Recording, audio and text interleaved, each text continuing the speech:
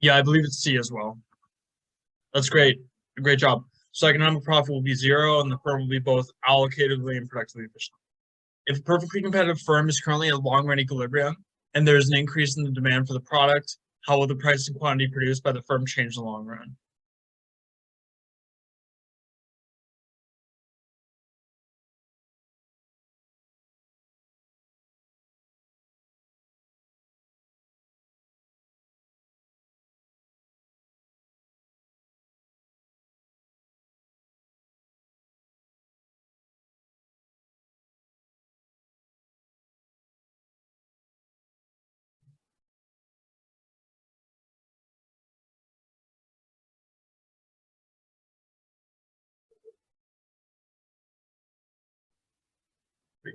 So it's E, price will not change, the quantity will not change. Okay.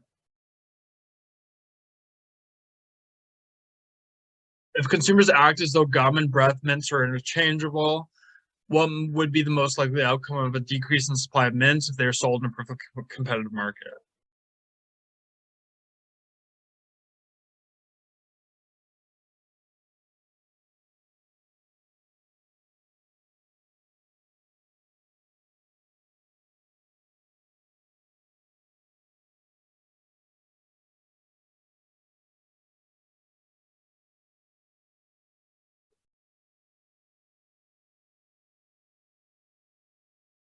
Okay, great job. Great job, Sherry.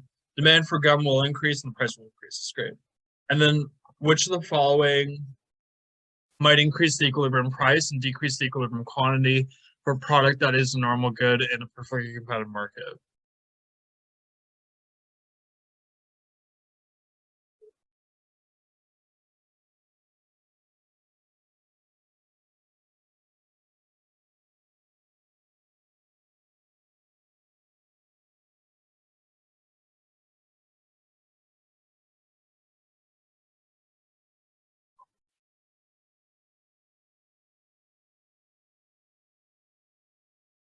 So depletion of a natural resource used in production and the decrease in the decrease of price per complement. If a monopolistically competitive firm is earning an economic loss in the short run, what will happen to the firm's price, demand, and marginal revenue in the long run?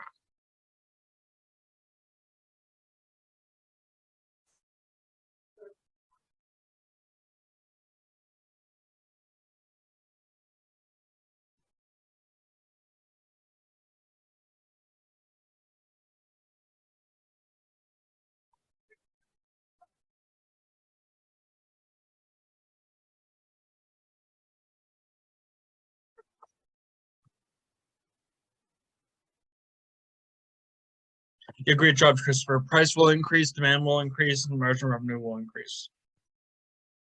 Assume that the number of households in the neighborhood purchase alarm services. There's a benefit to households who do not purchase the service, and their households will be less likely to be broken into. Alarm services are sold in a competitive market, which the following is true.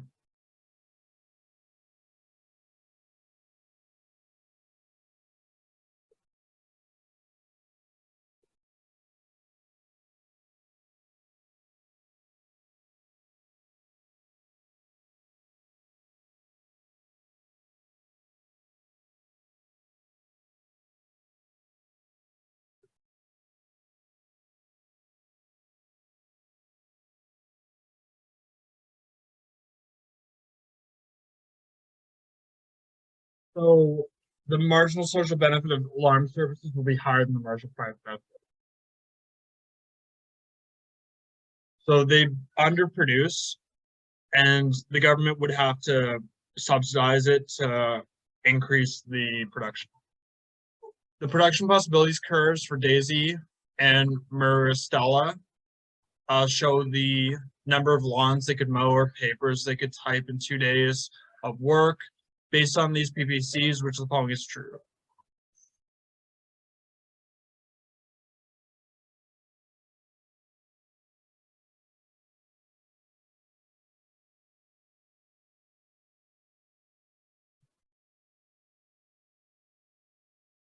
So we'll go through this later in the course. Don't worry about knowing it now.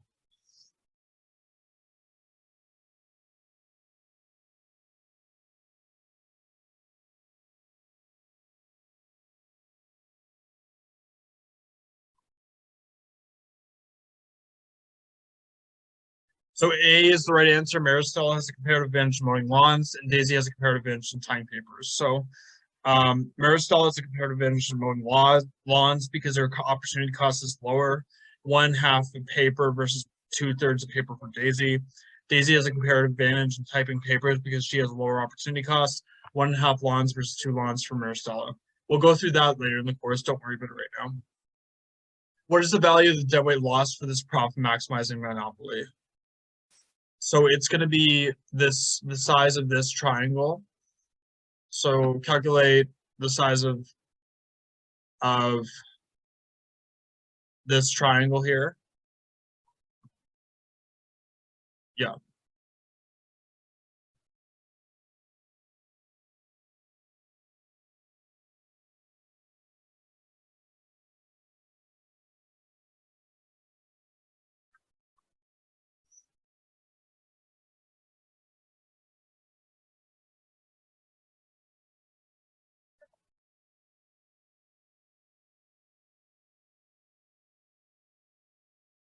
Great job. Excellent work.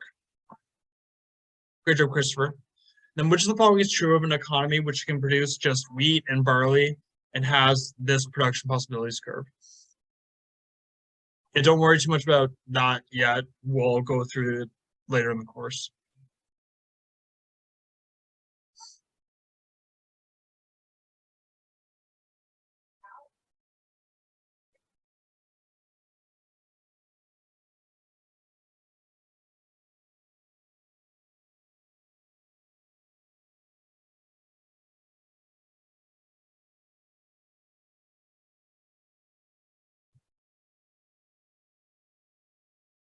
That's great. Good job. The resources used to produce wheat are easily adapted to the production of barley.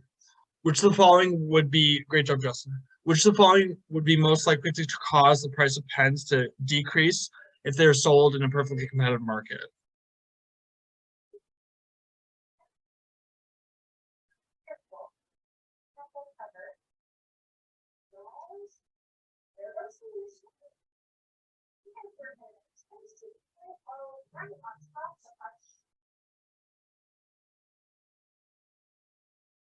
So good try, Christopher.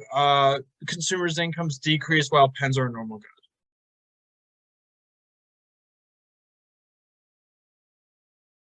And consumers of good X will buy 30% fewer units when there is a 10% increase in the price, while suppliers will produce 10% more when there is a 30% increase in the price.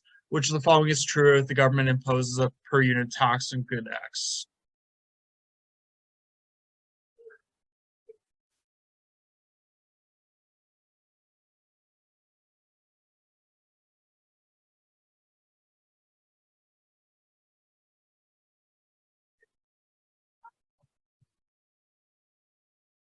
So good try, Sherry. Producers will bear more of the tax burden than consumers.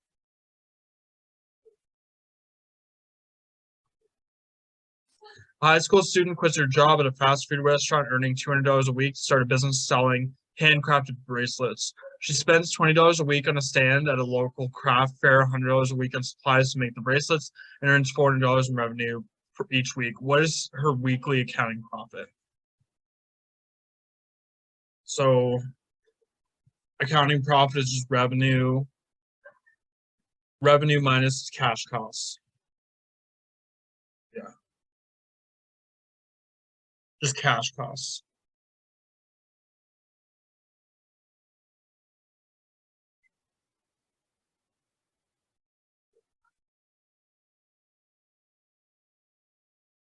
Great job. Excellent work on that one.